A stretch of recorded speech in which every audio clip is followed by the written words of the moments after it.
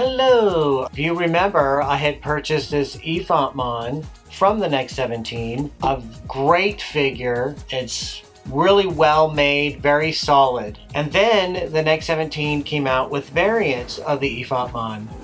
This with the Desert Effontmon and the Sith Effontmon. After these were made and sent out to fans, the Next 17 announced another wave of figures that included Ben Death Star Prowl, Jaquil, Baby Wampa, Tanis Bijek, Luke Master, and Ben Tatooine Arrival. Now the Next 17 have announced another wave of figures, but this time a set of variants.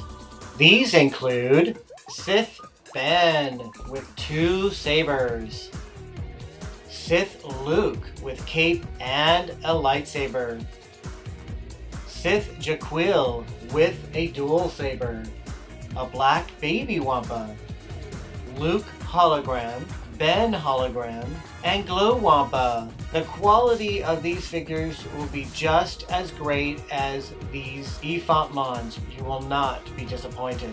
So check out the Next 17 to place your order. The link is in the description below. And now, a fan reads.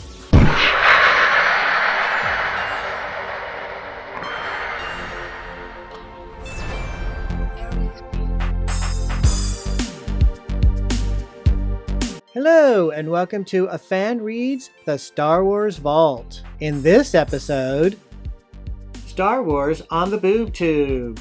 Although a potential Star Wars television series was contemplated as part of Lucasfilm's production deal with 20th Century Fox, which had been successful with a Planet of the Apes spin-off from its movie series, George Lucas was too busy planning more Star Wars movies.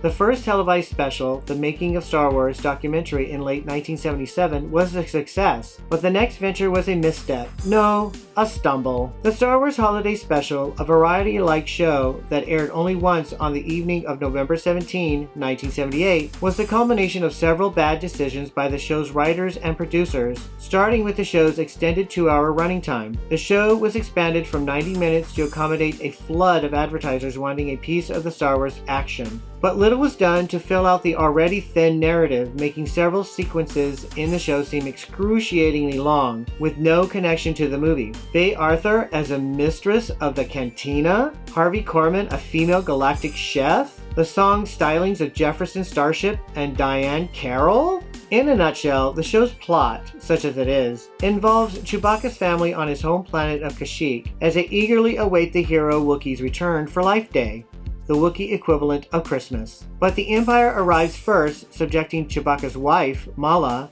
his father Itchy, and his son Lumpy to Imperial scrutiny. The show quickly becomes mired in an ill-conceived mess of gags and subplots, culminating in the Life Day song crooned by none other than Carrie Fisher. She, Mark Hamill, and especially Harrison Ford seemed quite uncomfortable to be taking part. George Lucas once said that if he could go around the world and gather every existing bootleg cassette of the special, he would smash them personally. One element of the show that did have staying power was Ralph McQuarrie's design for the Wookiee habitat, which served as the basis for the Wookiee planet Kashyyyk in Revenge of the Sith. It also introduced bounty hunter Boba Fett to fans. Following the holiday special, Star Wars' presence on television was pretty much limited to a series of making-of documentaries, with the exception of occasional character appearances on shows like Donnie and Marie or The Muppet Show in the original trilogy era. There was a short-lived pair of animated shows based on the Ewoks and droids that aired in 1985 and 1986. A continuation of the Star Wars story, however, wasn't in the cards until an animated Clone Wars series aired on Cartoon Network, which bridged the gap between episodes 2 and 3.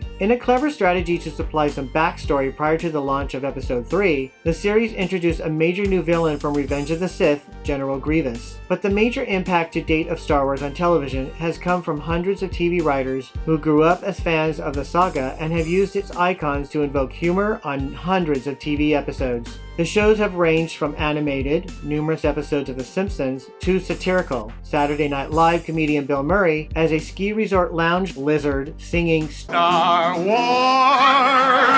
nothing but Star Wars, to much loved sitcoms like Friends, David Schwimmer's Ross makes a huge mistake by confiding to Jennifer Aniston as Rachel that his secret fantasy is having her dress up in a Princess Leia slave girl bikini. Such spoofing illustrates how Star Wars has become so ingrained in pop culture. That's it for now. Thank you for watching A Fan Reads The Star Wars Vault.